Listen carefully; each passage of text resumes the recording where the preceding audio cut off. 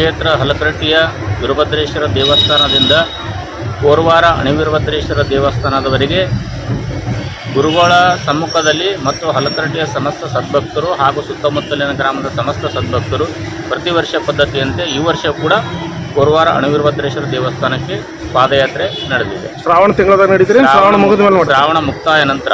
ಶ್ರಾವಣ ಮುಕ್ತಾಯ ಎಷ್ಟು ವರ್ಷ ಮಾಡತ್ತೀರಿ? ಇದು 15ನೇ ವರ್ಷದ. 15ನೇ ವರ್ಷ. ಎಷ್ಟು ಜನ ಬರ್ಬೋದು ರೀ? ಜನಸಂಖ್ಯೆಕ್ಕಿಂತ ಭಕ್ತರು ಅನ್ನೋದಕ್ಕಿಂತ ಇಲ್ಲಿ 4 ಜನ ಪಾಲ್ಗೊಳ್ತಾರೋ 400 ಜನ ಪಾಲ್ಗೊಳ್ತಾರೋ ಮುಖ್ಯ ಅಲ್ಲ.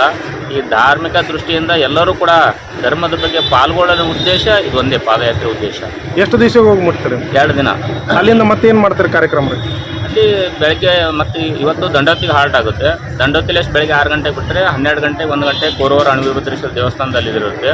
ಅದಾದ ಪ್ಲೇನೆ ಭಜನೆ ಕಾರ್ಯಕ್ರಮ ಮಾಡ್ತಾರೆ. ಬೆಳಗ್ಗೆ ಶುಕ್ರವಾರ ಬೆಳಗ್ಗೆ ಪೂಜೆ ಅಭಿಷೇಕ ಮಾಡಿ ಎಲ್ಲರಿಗೂ ಪ್ರಸಾದ ಮಾಡಿಸಿ ತರುವಂಥ ಮತ್ತೆ ಹಲಕಟ್ಟಿಗೆ ಬರೋದು.